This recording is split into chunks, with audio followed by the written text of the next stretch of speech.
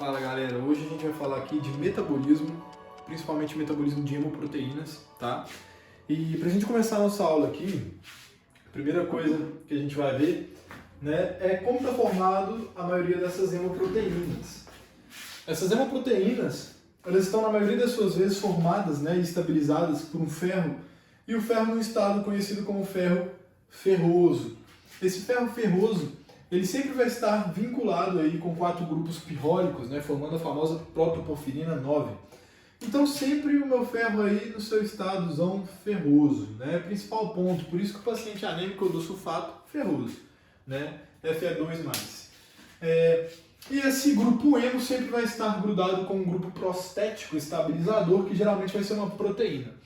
Quais são os exemplos de proteína que temos aqui? Temos a hemoglobina, né, a famosa transportadora de gases, de monóxido, de dióxido, de oxigênio. Temos a mioglobina lá no nosso músculo estriado. Temos os citocromos, né, o grande citocromo C, o citocromo B, né, os mais importantes que temos aí nas nossas funções metabólicas. E as peroxidasas também, né, que tem a ver com a nossa cascata oxidativa. E, bem, são algumas hemoproteínas então. Então a primeira coisa que eu quero aqui de vocês é a seguinte, o paciente está com déficit de ferro, né? Está com anemia ferroprívica, você vai dar ferro ferroso.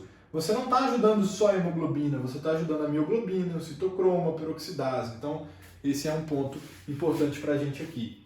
Segundo ponto importante, né, para a gente começar todo esse metabolismo aqui desse quadro, a gente tem que entender esse conceito de eritrocito, né? O nosso eritrocito, ou hemácias, né, por alguns chamados, ela carrega consigo, né, ela tem afinidade então por essa hemoglobina, né?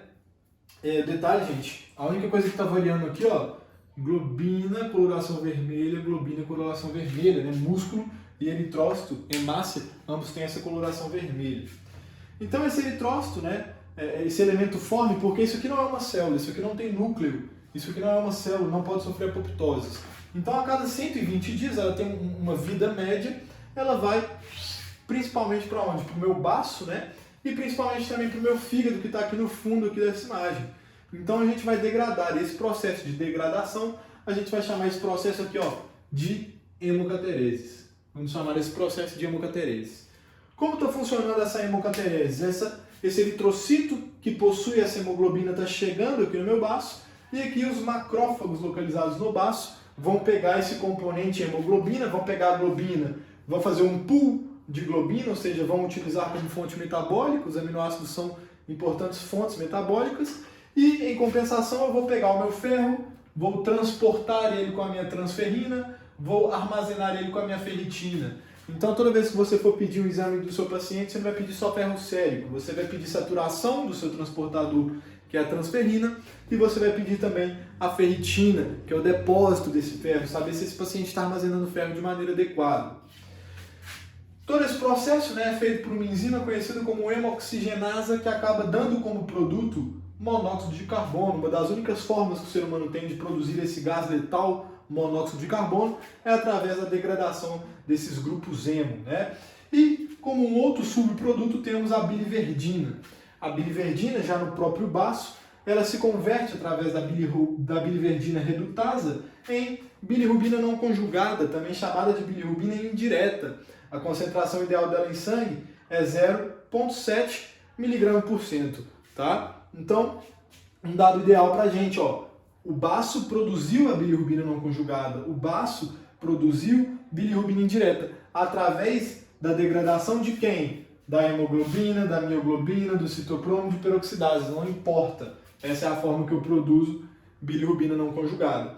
Essa bilirrubina não conjugada, ela é lipossolúvel, isso significa que ela não é um bom agregante, ela não é boa em água, ela não consegue se distribuir e se movimentar de maneira adequada em água, né? Essa bilirrubina então não conjugada, ela tem que ser conjugada, porque ela não é boa para o meu corpo de forma lipossolúvel, eu quero torná-la hidrossolúvel. Então eu pego um grande transportador aqui famoso, a albumina. Onde a gente encontra a albumina? Lá no ovo. Então eu pego a albumina, né, como transportador de bilirrubina indireta, transporto essa bilirrubina indireta até o meu fígado. Henrico, como que ele transporta se o baço está lá no hipocôndrio esquerdo, o fígado está lá no hipocôndrio direito, através desse sistema aqui, ó, sistema porta-hepático, né? Isso aqui se chama tronco mesaraico, mesentérico esplênico, né? Porque eu tenho a veia mesentérica inferior, a veia esplênica, tortuosa, que vai chegar até mais ou menos aqui na minha veia porta, e dentro da veia porta eu chego dentro do fígado, chego aos hepatocitos, nessas células hepáticas. E o que o fígado faz aqui? A função dele é pegar essa bilirrubina indireta e conjugá-la através de uma enzima e conjuga com um ácido, chamado ácido glucurônico, tá? Então essa enzima a gente vai apelidar aqui carinhosamente de UDPGT, né? Uridiltransferase, tá?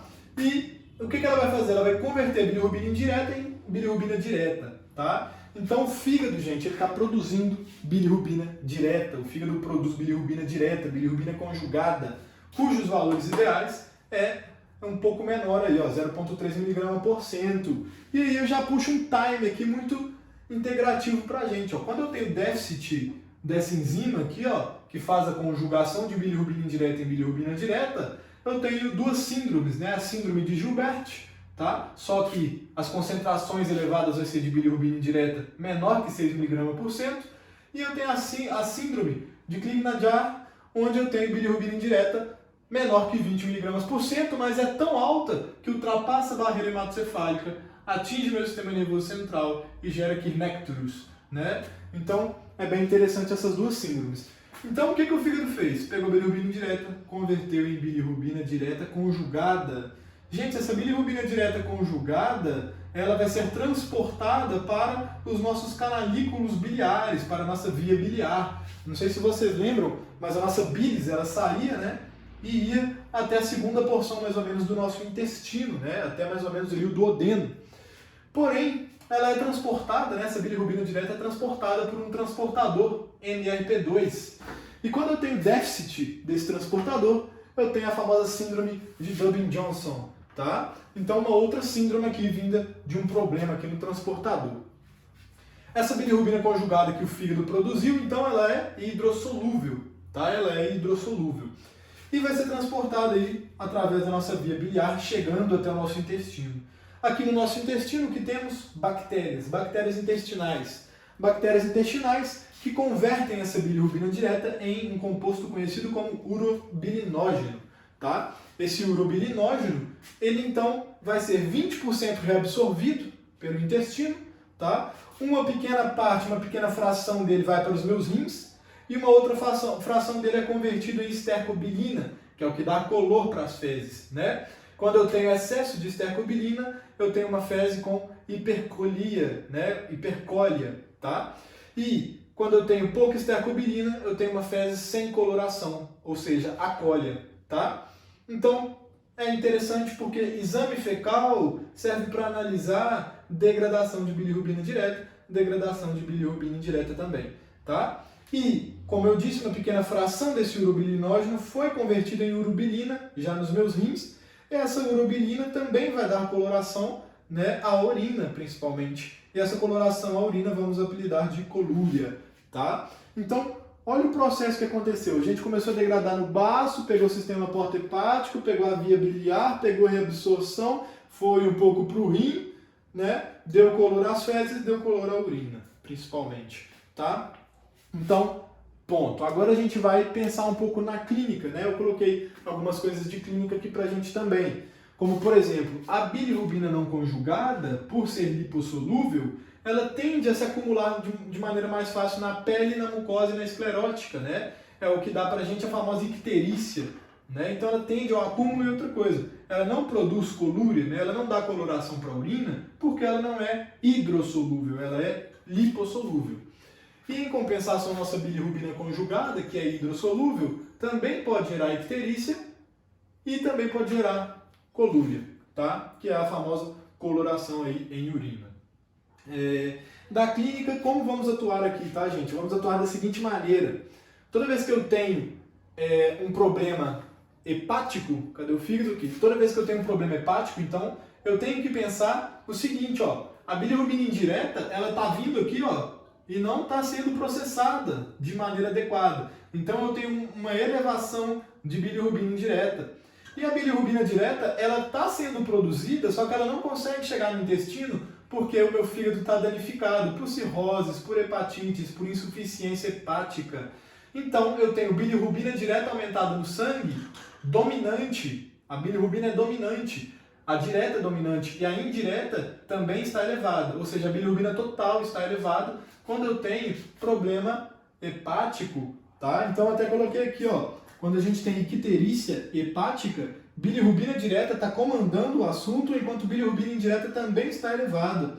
Eu tenho hipercólia e colúria, coloração de fezes e urina aumentada. Então eu estou no hospital sem condições de fazer nenhum exame de bilirrubina, eu analiso as fezes desse paciente e a coloração, o aspecto amarelento que ele vai estar nas suas mucosas, né? Então eu faço a clínica e o diagnóstico, tá? Um outro tema também é o seguinte: quando a minha bilirrubina indireta está muito aumentada a bilirrubina indireta, o que significa? Que eu estou sofrendo um processo de hemocatereses muito elevado, né? Ou seja, eu estou tendo um processo de hemólise massiva, né? Pode ser uma anemia hemolítica, por falta de algum componente, mas enfim, eu estou destruindo muitas células vermelhas, por isso eu estou aumentando muito a minha bilirrubina indireta, não conjugada. Então aqui, ó, quando há uma icterícia por algum problema pré-hepático, não tem a ver com o fígado, né? Tem a ver com antes de chegar no fígado, a gente tem o quê? Bilirrubina indireta aumentada, hipercólia e a urina sem coloração atípica. E quando é pós-hepática, gente? Ou seja, quando o problema não está daqui para trás, mas quando o problema está do fígado, da via biliar, intestino, rim. O problema está acontecendo aqui. O que eu tenho? Eu tenho a bilirrubina direta aumentada. Gente, por que a bilirrubina direta está aumentada no sangue? Porque, na maioria das vezes, a icterícia pós-hepática é por obstrução dessa via biliar. Por que essa via biliar pode estar obstruída? Pode ser, por exemplo, uma fasciola hepática, por exemplo, que é o quê? É um micro-organismo, né? Um parasita que vai estar congestionando essa nossa via biliar aqui e fazendo o acúmulo de bilirrubina direta migrar para o sangue. Aqui também eu posso ter vários problemas, várias obstruções de via biliar. Então, uma obstrução de via biliar me dá uma icterícia pós-hepática, com aumento da bilirrubina direta, acólia e colúria, uma coloração específica aí na minha urina, tá? Trouxe pra gente os valores normais de bilirrubina total, que é o quê? A soma das duas bilirrubinas, que pode ir de 0,2 a cerca de 1 mg por decilitro, tá? Pra gente dar o diagnóstico de icterícia, geralmente pacientes com valores acima de 2 mg por cento, tá? Isso aí vai depender da fonte bibliográfica que vocês estão lendo e tendo esse acompanhamento. Beleza? Então, gente, essa